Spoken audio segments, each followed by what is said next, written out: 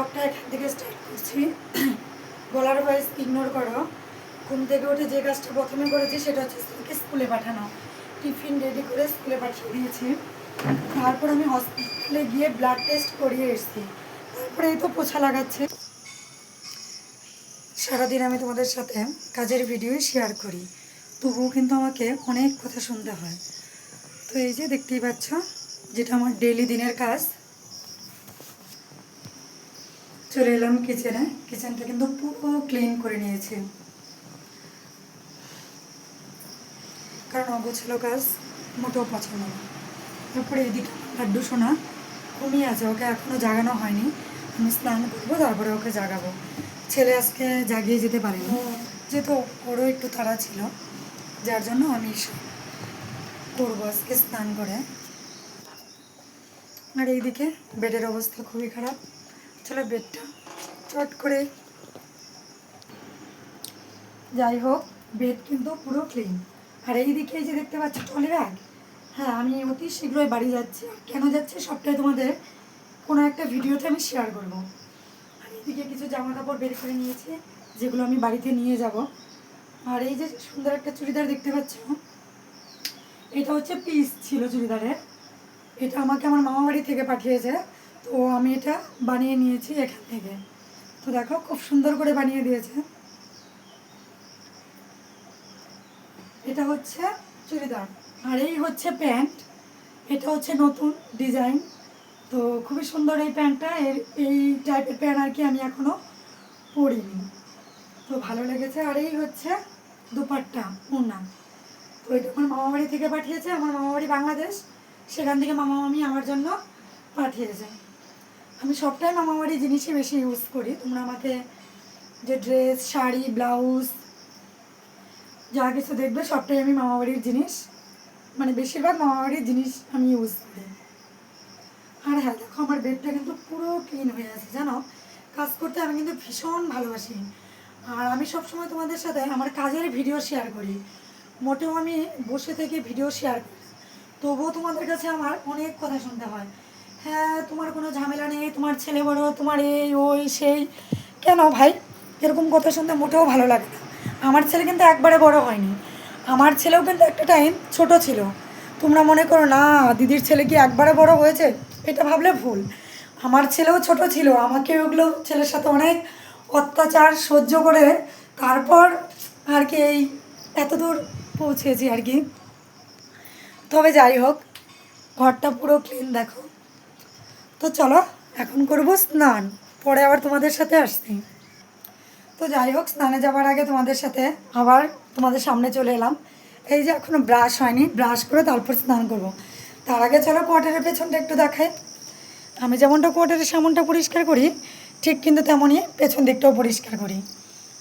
এই দেখো, কারণ এগুলো না করলে আমার মোটেও ভালো লাগে না। চলো এবার ব্রাশটা করিয়ে নিচ্ছি, তারপর যাবো স্নানে। তো দেখো স্নান কিন্তু পুরো কমপ্লিট। তো এখন হচ্ছে পুজো করব। তো চলো আগে তুলসী গাছে জল দিয়ে আসি। তো এই তো জল ভরে নিয়েছি ঘটে, চলো তুলসী গাছে জল দিতে যাব। তো এই হচ্ছে আমার তুলসী গাছ। তো এখন হচ্ছে জল ঢালবো। রোজ দিনই আমি স্নান করে আর কি তুলসী গাছে জল দিই।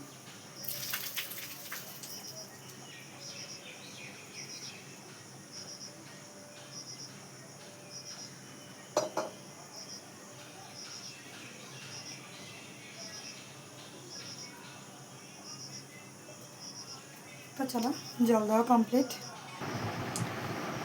কালকে যেন অনেক ফুল পেয়েছিলাম, এই দেখো কালকের ফুলগুলো। কালকে আর কি এগুলো দিয়ে পুজো করেছিলাম, বাসি হয়েছে তো তুলে নিলাম। এখন আর কি এগুলো বাইরে রেখে দিব, পরে আর কি জলে দিয়ে আসবো।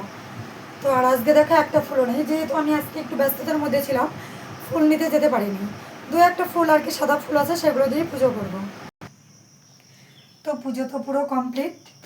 চলো আজকে তোমাদের সাথে আমি একটা জিনিস শেয়ার করবো, সেটা হচ্ছে এই যে দেখতে পাচ্ছ, এটা আমার লাড্ডু গোপালের বেড।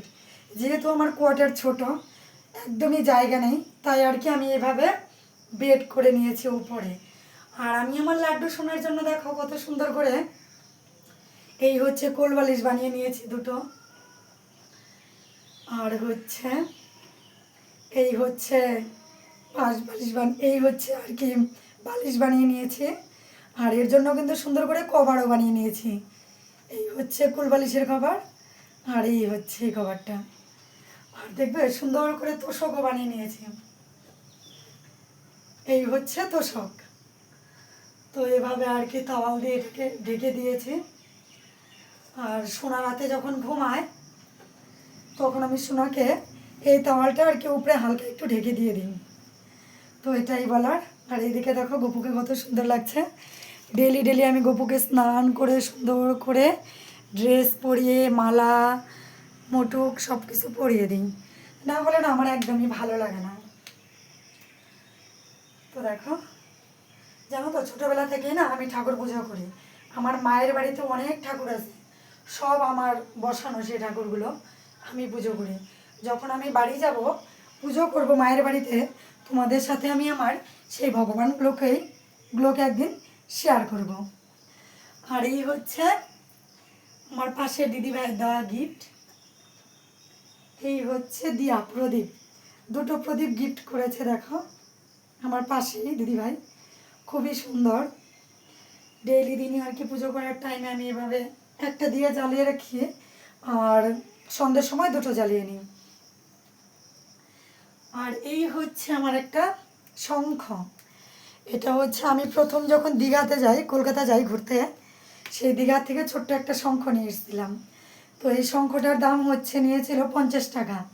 তো এত সুন্দর বাজে এই শঙ্খটা, তো এটাই। তো চলো,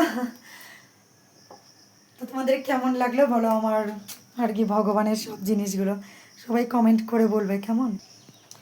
আর হ্যাঁ, এই সুন্দর যে একটা নাইটি দেখতে পাচ্ছ, এটাও কিন্তু আমার মামা বাড়ির থেকে পাঠিয়েছে, বাংলাদেশ থেকে একদম পুরো বানিয়ে পাঠিয়েছে।